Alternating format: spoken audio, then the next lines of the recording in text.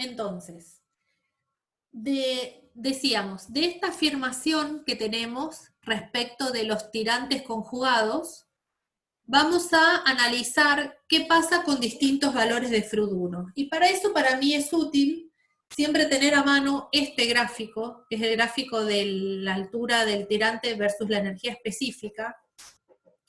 Entonces, recuerden que cuando la velocidad es crítica y todas las condiciones son críticas, estamos en este punto, ¿sí? El flujo crítico.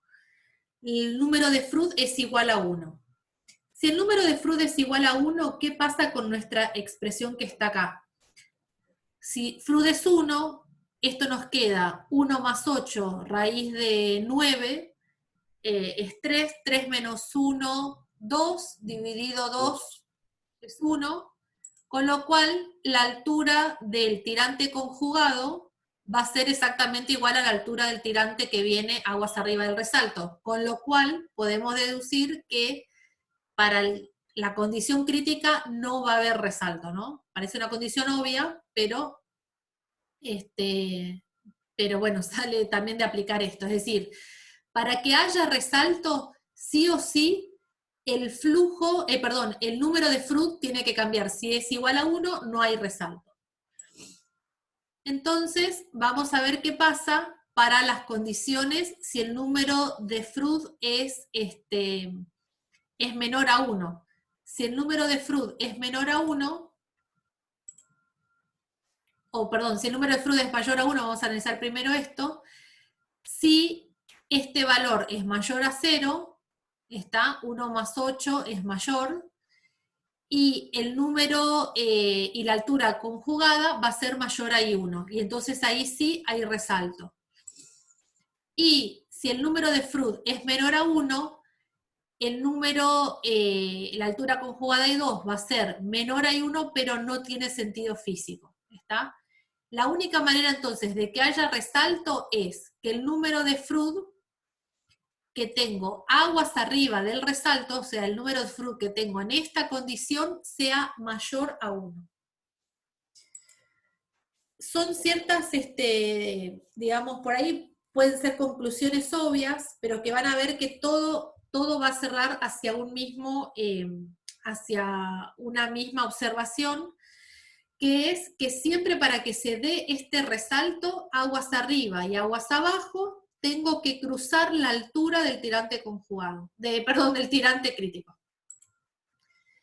En el libro tienen una deducción que relaciona los valores de FRUD aguas arriba y aguas abajo también. En realidad no lo tomamos, pero bueno, está hecha la deducción en cuanto a las relaciones de los números de FRUD en ambos casos. Y vamos a ver como tercer punto importante de las ecuaciones que vamos a aplicar, la de la energía. De nuevo, al mismo volumen de control, vamos a aplicar la ecuación de la energía. No tengo calor entregado, no tengo potencia de ejes ni entregadas ni recibidas, el primer término de la derivada temporal se anula, entonces nos va a quedar solo los términos de la energía, de las energías,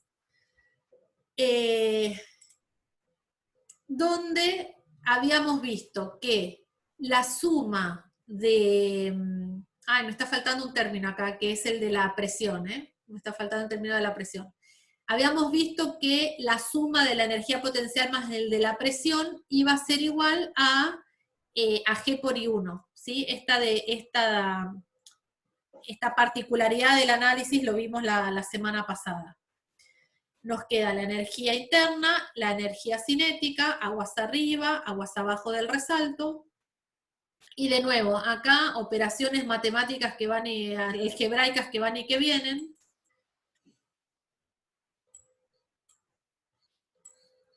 Espérense, ahí fui medio rápido. A la pérdida de energía interna que está acá es lo que voy a llamar delta H, que es la pérdida de energía a través del resalto.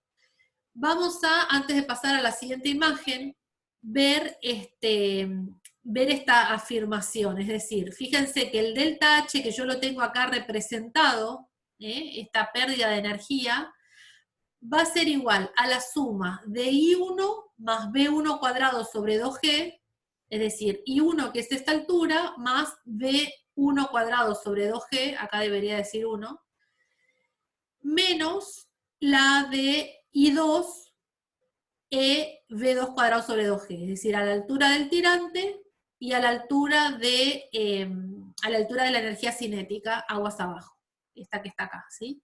Entonces, esto que tengo acá, el delta H, es la pérdida de energía. Vamos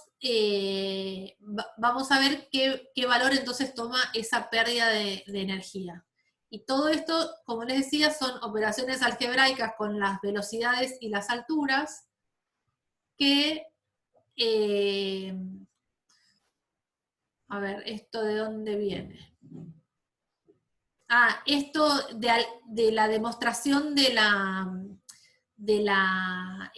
cantidad de movimiento. Hay un pasaje donde tenemos esta igualdad, y bueno, operando un poquito con esos términos, vamos a poder reemplazar este término de B1 cuadrado sobre 2G en función de las alturas conjugadas, ¿sí? Reemplazando, operando algebraicamente, y también operando por otra afirmación que hicimos cuando hicimos la deducción de continuidad, que es esta que está acá, B2 por I2 y B1 por I1, reemplazando eso, a operaciones algebraicas que no quiero aburrirlos, se llega a esta expresión donde tenemos escrita la pérdida de la energía en términos de las alturas de los tirantes conjugados, ¿sí? Y entonces, como dice acá, esta ecuación solo tiene sentido físico si realmente la pérdida de energía es mayor a cero. Para que la pérdida de energía sea mayor a cero, no queda otra, en esta afirmación, como la vemos acá, que la altura I2 sea mayor que I1, para que este término que está elevado al cubo sea positivo. ¿Se entiende? Entonces, ¿qué es lo importante de toda esta aplicación de la ecuación de la energía? Voy de nuevo para atrás, es plantear la ecuación de la energía en este volumen de control, donde uno lo que hace es los términos de la pérdida de energía, que están expresados en términos de la altura del tirante y de la energía cinética, los reemplazamos todos para tratar de tener expresado tanto B1 y B2 como relaciones de las alturas conjugadas, ¿sí? Todo ese reemplazo es simplemente para poder observar y dejar todo expresado en función de la pérdida de energía y de las alturas conjugadas, llegando a esta expresión donde uno puede observar que la altura, que la pérdida de energía va a ser positiva siempre y cuando I2 sea mayor a I1, que también es parte de reforzar la afirmación que veíamos antes en cuanto a que el número de Froude aguas abajo tiene que ser menor a 0, es decir, que tengo que pasar de una altura, tengo que pasar la altura crítica. Y como dice acá, la condición sine qua non para que esto ocurra es que el número de Froude sea mayor a 1, número de Froude 1, ¿sí? Como otros términos relevantes que necesitamos respecto de lo que tenemos que saber de nuestro resalto, es si este delta H es la pérdida de energía por unidad de peso, la pérdida de energía interna, si quisiéramos saber cuál es la energía disipada por el resalto, vamos a multiplicar este delta H por el caudal másico, ¿sí? Por Q por gamma. Este valor, a ver, el primer valor es la pérdida en metros de columna de agua. Y la energía disipada va a ser en watt, ¿sí? Van a ver que lo vamos a aplicar ahora en un ejercicio y vamos a ver cuál es la energía disipada por el resalto. Y otra cosa que se compara es la energía inicial que teníamos, que era este punto, esta altura, donde es I1 más B1 cuadrado sobre 2G, versus la energía que tengo acá abajo, Entonces, esto es la eficiencia del resalto, es decir, la energía disipada por el resalto versus la energía que tenía inicialmente antes de que antes del mismo. Estos, así como veíamos, que digamos, es de importante ver lo que son las alturas conjugadas, importante es ver cuál es la pérdida que tengo, importante es ver la energía que disipo y la eficiencia del resalto. Y a ver, déjenme ver qué sigue. Bueno, otra cosa que habíamos visto es que nos va a interesar más o menos predecir cuál va a ser la longitud que va a tener este resalto entre aguas arriba y aguas abajo. ¿Cómo se hace eso? Bueno, según ensayos que se hicieron, uno tiene esta curva, o han elaborado esta curva, en la cual uno puede entrar. Acá en las abscisas va a entrar con el valor de FRUD1. Por ejemplo, pongan 6, o no sé, 4. Valor del FRUD1 nos da 4. Intersecta la curva, va hacia la izquierda, y acá va a leer lo que es la altura, L sobre I2. ¿Sí? Nos da casi 6. Entonces, como tengo el valor de I2, que la calculo con esa formulita que vimos recién, de ahí despejo el valor de L, que van a ver que también lo vamos a hacer ahora en un ejemplo de aplicación. No sale de otra cosa que de esta curva, no hay una fórmula racional, sino que es esta curva empírica trazada en laboratorio. Y después, acá como ven, en las abscisas, según el valor de FRUD1, se han clasificado los resaltos, donde valores menores a 1,7 se llama resalto ondular, valores entre 1,7 y 2,5, resalto débil, como dice acá, solo se ve una turbulencia superficial, entre 2,5 y 4,5, resalto oscilante, entre 4,5 y 9 es lo que se llama un resalto estable, que es donde digamos, los investigadores han dicho que es el mejor comportamiento que uno puede tener, es decir, que es como el más, al ser el más estable es el más predecible. Y como preguntaba Pablo, cómo uno trata de desarrollar su resalto y de forzarlo, uno va a tratar de, digamos, como de apuntarlo para que esté entre estos términos, ¿sí? En este resalto estable.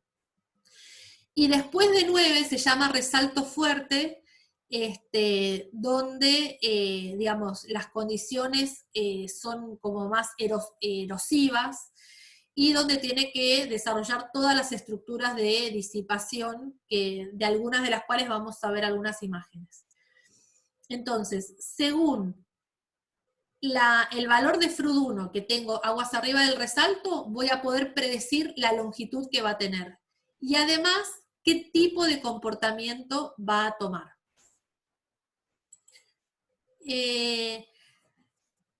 Yo les había contado que esta bibliografía, o que se llama Bureau of Reclamation, es lo que vendría a ser acá lo que era en realidad Agua y Energía, que ahora no existe más, es decir, es una entidad estatal de los Estados Unidos que nuclea todas las estructuras o las obras hidráulicas y las obras de canales y de irrigación, y que tiene un montón de investigaciones hechas. Entonces tiene un montón de publicaciones y recomendaciones, y como dice acá, trabajos de campo comprobados. Este Bureau of Reclamation es prácticamente un manual de obras hidráulicas que se usa bastante masivamente en todo lo que es el diseño de obras hidráulicas.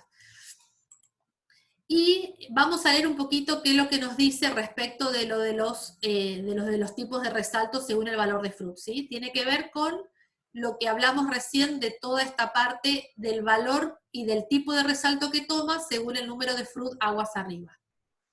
Entonces dice, para un valor de FRUD menor a 1,7 no es preciso realizar disipadores de energía, un sampleado de longitud 4 por I2 puede resultar suficiente para dar seguridad a la obra. Entre 1,7 y 2,5 se puede emplear un disipador de energía, pero su efecto es poco relevante. Entre 2,5 y 4,5 es una zona crítica donde el resalto se estabiliza con dificultad y si es posible es conveniente evitar ese intervalo. Después, entre 4,5 y 9, como decíamos, son valores para los cuales el resalto resulta estable y es el deseable que uno quisiera, y mayores a 9 el resalto es fuerte. Quiero ver,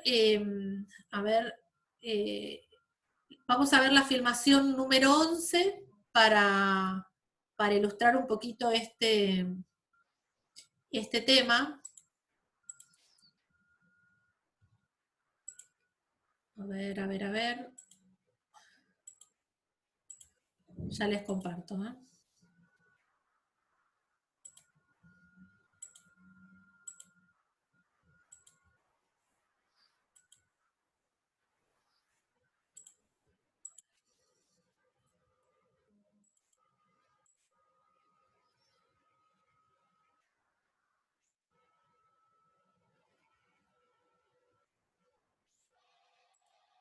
This is a video presentation of a use the ropes to pull 51-year-old Kelly Glasser out of the fast-moving No water. se ve. water is very is that a case jump is sensitive to tailwater depth from end of the flume. The fast-moving water would have back towards where the happened in Binghamton, New York. Un minutín. Compartir pantalla. Acá. Bueno.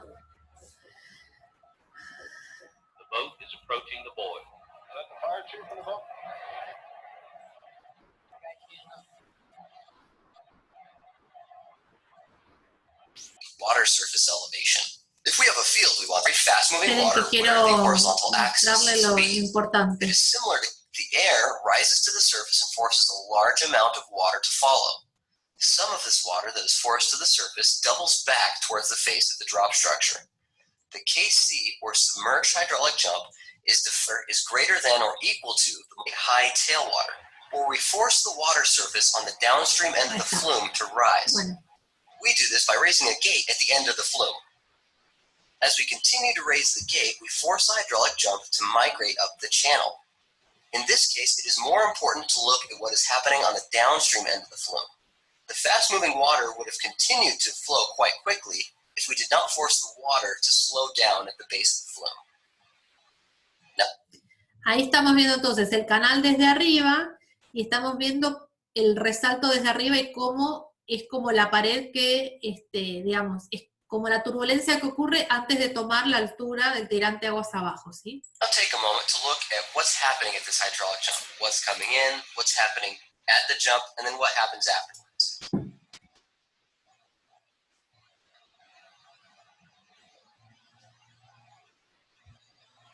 Now let's talk about hydraulic jumps at drop structures. There are 4 cases of hydraulic jumps at drop structures. The first case is case A, where the falling water has enough momentum to push the hydraulic jump a short distance away from the face of the structure. This is called a swept out jump. Bueno, en esta filmación en particular van a ver que lo que analiza es la posición donde está ocurriendo el resalto hidráulico, ¿sí? Está en inglés, pero digamos, se entiende perfectamente el objetivo de la filmación. Creo que analiza, no me acuerdo si eran 4 casos o 3 casos, pero van a ver que en cada caso lo que analiza es la posición donde está ocurriendo el salto hidráulico. Más cerca de la rápida, como es esta, más alejado, y así sucesivamente. The second is case B. It is similar to case A because the momentum of the falling water is able to push the jump away from the face of the structure. But this is also where the jump forms right at the base of the structure. This is sometimes called the optimum jump because it minimizes the distance the jump is away from the structure, but also forms a safe jump.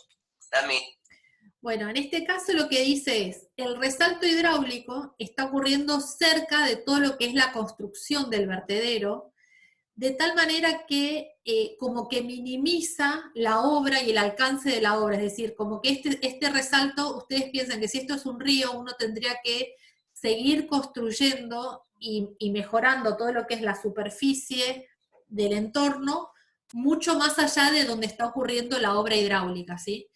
Entonces, en el caso B dice que optimiza un poco eso porque acerca el resalto a donde se hizo toda la obra. Means that the energy from that is easy to contain. These two cases form what we call fully developed hydraulic jumps. This is where the momentum factor of the falling water is greater than or equal to the momentum factor after the jump. In other words, when the falling water coming down the structure has enough force to push the tailwater away from the face of the structure. We think that calling a case B jump an optimum jump is a bit of a misnomer from a public. A case C jump is no longer a fully developed jump, but a submerged jump.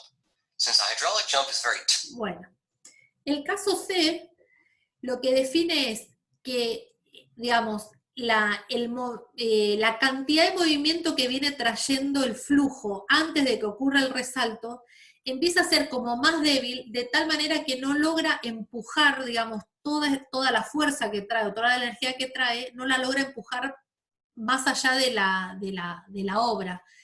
Entonces, esto es lo que empiezan a llamarse resaltos ahogados, es decir, donde empieza como a venirse de encima el resalto, ¿sí? turbulent, there is a lot of air entrained in the jump. When the jump is forced against the face of the drop structure, the air entrained water is forced to the bottom of the channel, where it travels downstream. The air rises to the surface and forces a large amount of water to follow. Some of this water that is forced to the surface doubles back towards the face of the drop structure. The KC, or submerged hydraulic jump, is defined by the current doubling back at the surface velocity. This jump, Ken is swimming, having a good time. He goes over the structure. Bueno, esto es interesante, es poco académico, pero es interesante ver lo siguiente. ¿Qué pasa? Toda esta filmación está hecha alrededor de una fatalidad que ocurrió en una represa. Después lo van a tener cuando ustedes lo pueden ver tranquilos esta filmación, que es, se ve que hay un caso fatal de alguien que se ahogó en un canal, ¿sí? Entonces va a reproducir el caso A, B y C, tirando un muñeco de Ken por acá por el canal, y viendo qué pasa con los tres casos y qué pasa con la persona, digamos, que venía por el canal. Se ve que esto debe tener que ver con algún caso de estudio de alguna, ¿cómo se dice? Cuando uno interfiere en algún juicio, bueno, no me sale ahora el término. Pero lo que va a... Un peritaje. Eso, gracias, un peritaje. Entonces, van a ver que es muy simpático el tema porque lo relaciona con qué le pasa, qué pasa en el canal de experiencia. Fíjense que... And his day is now ruined. Jump good. Esperen que voy a poner un poco más atrás. Hydraulic jump is a bit of a misnomer from a public. This is sometimes called the optimum jump because it minimizes the distance the jump is away from the structure, but also forms a safe jump. That means that the energy from that is greater than the tailwater away is sensitive to tailwater depth. If we lower the tailwater, the hydraulic jump will move up, but a submerger. The case is dangerous. Quiero avanzarlo justo donde empieza el experimento. This jump does not pose a public safety hazard like a case C jump could. Veo que analiza un caso de también. So now let's look at the different cases of hydraulic jumps in the lab. We put a drop structure in the flume, and we're going to watch as Barbie's buddy Ken goes over this drop structure. Ahí lo vieron, ¿no? Vino el Ken por acá y siguió de largo sin ningún problema. Now let's watch that from a different angle. Ken is swimming, having a good time. He goes over the structure, passes through the jump, and safely continues his exciting journey. Now for the case B jump. Ken goes over, still passes the jump, still has a good day. Notice how little the tailwater changes from case B to case C. So here's Ken on a lovely summer day, and his day is now ruined.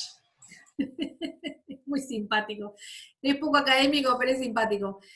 Y lo que dice es, entre el caso C y el B, prácticamente no hay diferencia entre lo que se observa en la superficie, pero sin embargo, se observa que el Ken viene y dice, y su día se arruinó, porque quedó ahí dando vuelta y girando en lo que es un resalto ahogado, ¿sí? Just look at how fast the water on the surface is moving back towards the structure. And this shows why this current is just so dangerous.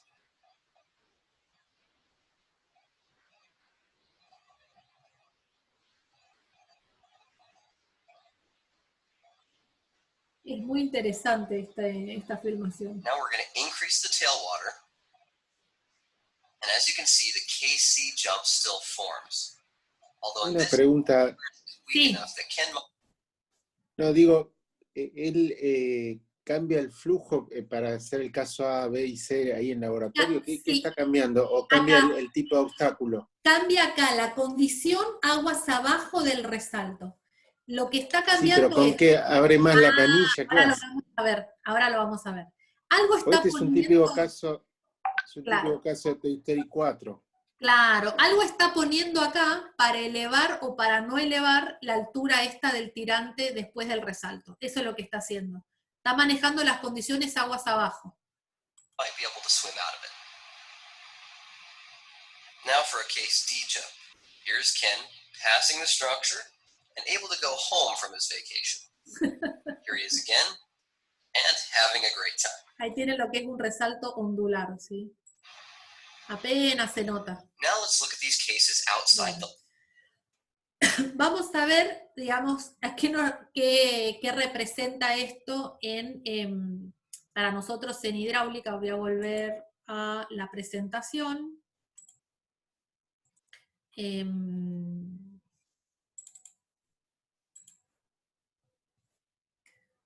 Vamos a ver en qué nos repercute a nosotros esto. Para empezar, vamos a ver que entonces, como decíamos, vertederos va a haber que poner en las obras hidráulicas, resaltos van a existir, ¿sí? Entonces vamos a tratar de predecir la altura I1, la altura I2, ¿sí?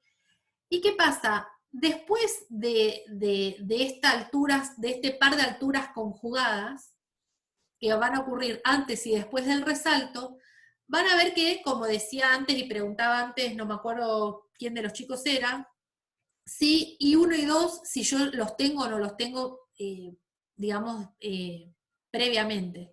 Entonces, una de las cosas que yo voy a saber es que aguas abajo en algún momento voy a tener la altura I3, que es la altura uniforme de ese canal, ¿sí? Y la condición I1 probablemente se va a dar por la altura uniforme que voy a tener en el canal aguas arriba del resalto. Entonces, esta altura que toma, y lo vamos, yo creo que lo vamos a ver en unos minutos, justo en la caída libre, la altura que toma el tirante es la altura crítica, es porque es la altura que toma con la energía mínima necesaria. Entonces, esta altura que se tiene en general en todos los vertederos es la altura crítica. Y lo que uno va a tratar de hacer, por un lado, es, prediciendo, digamos, estas alturas I1 y 2, una solución es la de hacer como un cuenco amortiguador sumergido, es decir, bajar la altura que voy a tener en el lecho en la zona del resalto. Igualmente les aclaro que esto que estamos viendo acá es, es para tratar de explicarles a ustedes la importancia de comprender estas variables de la longitud, de la eficiencia y demás, pero lo que tiene que ver con lo constructivo del cuenco amortiguador, con el diseño completo de eso, es parte de otra materia, ¿sí? Yo lo que quiero terminar de darles es como un pantallazo general de por qué es que tratamos en hidráulica de ver este tema. Entonces, Una forma de resolver esto que pasa acá es un cuenco amortiguador y forzar estas condiciones que, como bien dijimos, se hacen en la misma, son parte de la misma obra hidráulica de la represa, el cuenco amortiguador. Otro es hacer un cuenco amortiguador formado con un contradique. Entonces, uno pone algo, un obstáculo, de tal manera que maneja este I2. Entonces, maneja la altura, a la altura a la cual yo quiero, o sea, como que trato de manejar la condición de I2, ¿sí? Poniendo dados o algo que estén estorbando ahí.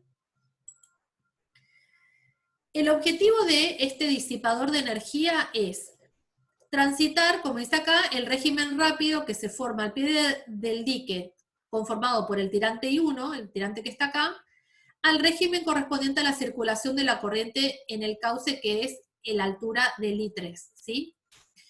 Y entonces, lo que tiene que ver con el resalto hidráulico va a estar condicionado por la altura de I1 con la altura I2, que es el conjugado, que ya sabemos que este par de datos, este par de valores están unidos por una expresión, no puede ser otro, y por la altura I3, que va a tener el canal o el río después de la obra hidráulica. De estos dos, les voy a mostrar algunas imágenes de lo que son este contradique o estos dados que se suelen poner. Fíjense cómo aparecen acá. Algunos bloques que se ponen en la descarga y fíjense umbrales que se pueden poner o bloques que se pueden poner como contradiques, ¿sí? Como es en este caso. Y miren acá la conformación de lo que implica esto, ¿no? La conformación de los dientes estos amortiguadores. Ya les digo, esto es a modo informativo para que sepan, digamos, que estas condiciones tratan de manejar y controlar las condiciones del resalto, más o menos. Eso lo van a ver en obras hidráulicas y además en bibliografía especializada, donde esto lleva bastante desarrollo. De hecho, muchas de las cosas se pueden predecir y muchas de las cuales no se pueden predecir y se terminan resolviendo con los modelos físicos que vimos en el Instituto del Agua. Hay muchos de los modelos que están para resolver este tipo de cuestiones, porque si bien hay varios desarrollos del Bureau of Reclamation, de cómo resolverlos, ven que, o sea, no sé si llegan a ver acá, pero hay medidas de las de los dados y demás. Con esto se desarrolla el modelo físico que en realidad se termina ensayando. Es como que se trata de predecir, pero sin duda siempre se resuelve con los modelos, ¿sí? En líneas generales. Bueno, vamos a ver qué más tenemos.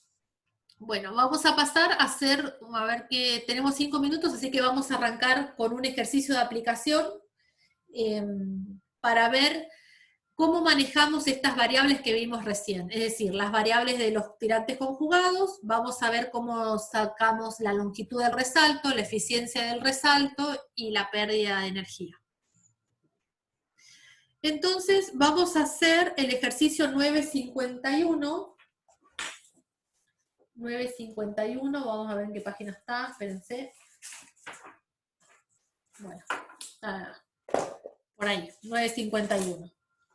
Este ejercicio dice lo siguiente: la solera de un canal rectangular, revestido de hormigón de un ancho de 15 metros, por el cual escurre un caudal de 130 metros cúbicos por segundo, experimenta un brusco cambio de pendiente pasando de 4 por 10 a la menos 3 antes a otra pendiente que es 2 por 10 a la menos 5. La rugosidad del canal es 0,12. Acuérdense que este es el coeficiente de rugosidad para la ecuación de Manning. Después, en los puntos F y G, va a pedir hacer el mismo análisis para otros cambios de pendiente.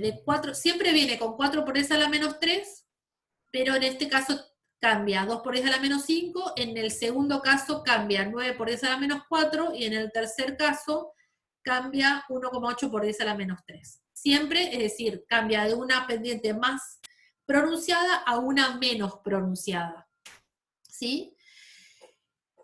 El tema de que uno venga con una pendiente más pronunciada a una menos pronunciada no puede predecir si se llama pendiente fuerte a menos fuerte o débil a menos débil antes de calcular los parámetros hidráulicos, digamos, de ese canal, ¿sí?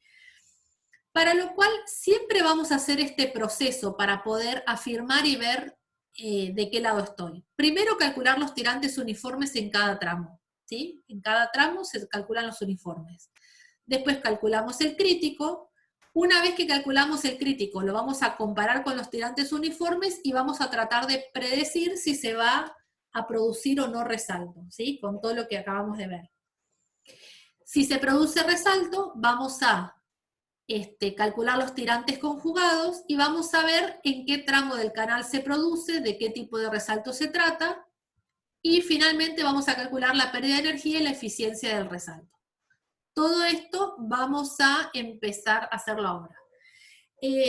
¿Quién tiene abierta la planilla Excel? Así vamos a ir anotando los valores que le dan para cada caso. Ah, puedo escribir. Y 1. Y 0 en el tramo 1. Y 0 en el tramo 2. Y crítico. ¿Quién se canta para hacerlo? Fede dice que la tiene abierta. Muy bien, a ver, Federico. El canal es rectangular de B 15 metros. Te hago una pregunta. Si yo te dejo, ¿vos podés compartir y mostrarnos cómo lo haces vos? Sí, sí. ¿Sí? Dale. No es la primera vez que la uso. Bueno, la idea es que la usemos acá, ver cómo te va a vos, porque esto es lo que van a tener que hacer en el parcial, ¿sí? Entonces, Federico, si yo te tengo que... Espérate, había una manera de que todos pudieran compartir, varios participantes pueden compartir en forma simultánea. Creo que es acá. Donde dice seguridad, no sé si lo tenés en inglés o en castellano. No, en español, pero ¿sabes qué? Fui acá donde dice compartir pantalla. Fíjate si podés compartirnos, a ver. Ahora puedo. Dale, mostranos entonces. Yo te canto los datos. Muy bien. Entonces, el caudal era 130. Era que agarro el 951. Momento. Caudal 130. Pendiente de la solera. La pendiente de la solera, aguas arriba, es 4 por 10 a la menos 3. 4. Trata de poner 4, fíjate, probá esta. 4, la letra E, un menos y un 3. Creo que es E mayúscula. No sé si funciona con E minúscula. A ver. Eso. No. Eso es para que sepan, todos prueben eso, porque es una forma rápida de